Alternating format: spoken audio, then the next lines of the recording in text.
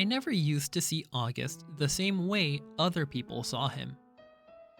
I knew he didn't look exactly normal, but I really didn't understand why strangers seemed so shocked when they saw him. Horrified, sickened, scared.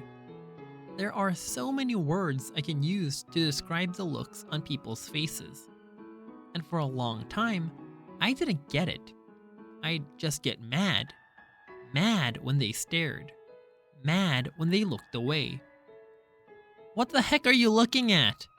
I'd say to people, even grown-ups. Then, when I was about 11, I went to stay with Grands in Montauk for 4 weeks while August was having his big jaw surgery. This was the longest I'd ever been away from home, and I have to say, it was so amazing to suddenly be free of all that stuff that made me so mad. No one stared at Grands and me when we went to town to buy groceries. No one pointed at us.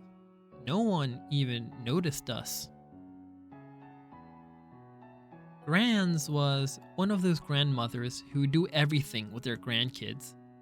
She'd run into the ocean if I asked her to, even if she had nice clothes on. She would let me play with her makeup and didn't mind if I used it on her face to practice my face painting skills. She'd take me for ice cream even if we hadn't eaten dinner yet. She'd draw chalk horses on the sidewalk in front of our house. One night, while we were walking back from town, I told her that I wished I could live with her forever. I was so happy there. I think it might have been the best time in my life. Coming home after 4 weeks felt very strange at first. I remember very vividly stepping through the door and seeing August running over to welcome me home. And for this tiny fraction of a moment, I saw him not the way I've always seen him, but the way other people see him. It was only a flash, an instant while he was hugging me, so happy that I was home. But it surprised me because I'd never seen him like that before. And I never felt what I was feeling before either. A feeling I hated myself for having the moment I had it. But as he was kissing me with all his heart, all I could see was the drool coming down his chin. And suddenly, there I was, like all those people who would stare or look away. Horrified, sickened, scared. Thankfully, that only lasted for a second. The moment I heard August laugh his raspy little laugh, it was over. Everything was back the way it had been before. But it had opened a door for me, a little peephole. And on the other side of the peephole, there were 2 Augusts. The one I saw blindly, and the one other people saw. I think the only person in the world I could have told any of this to was Grands, but I didn't. It was too hard to explain over the phone. I thought maybe when she came for Thanksgiving, I'd tell her what I felt. But just 2 months after I stayed with her in Montauk, my beautiful Grands died.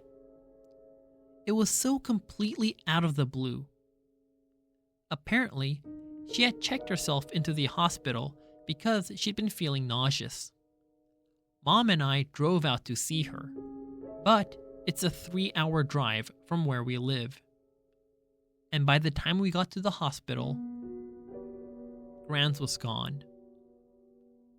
A heart attack, they told us. Just like that. It's so strange how one day you can be on this earth, and the next day, not. Where did she go? will I really ever see her again? Or is that just a fairy tale? You see movies and TV shows where people receive horrible news in hospitals. But for us, with our many trips to the hospital with August, there had always been good outcomes. What I remember the most from the day Grans died is Mom literally crumpling to the floor in slow, heaving sobs, holding her stomach like someone had just punched her. I've never, ever seen Mom like that. Never heard sounds like that come out of her. Even through all of August's surgeries, Mom always put on a brave face. On my last day in Montauk, Grant and I had watched the sunset on the beach.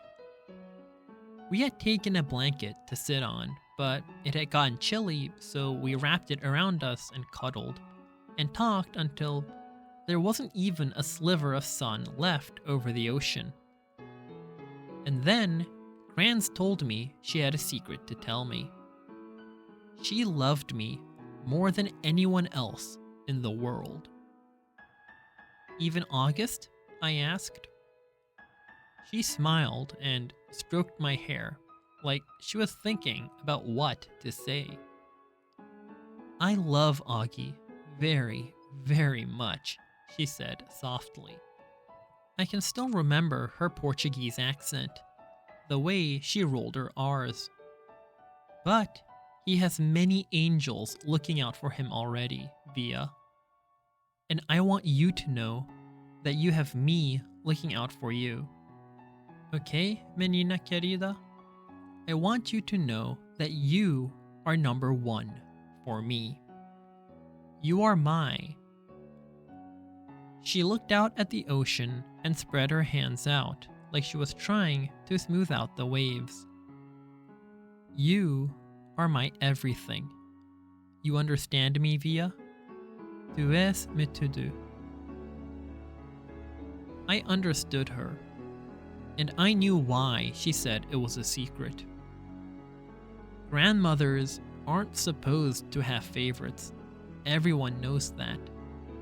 But after she died, I held on to that secret and let it cover me like a blanket.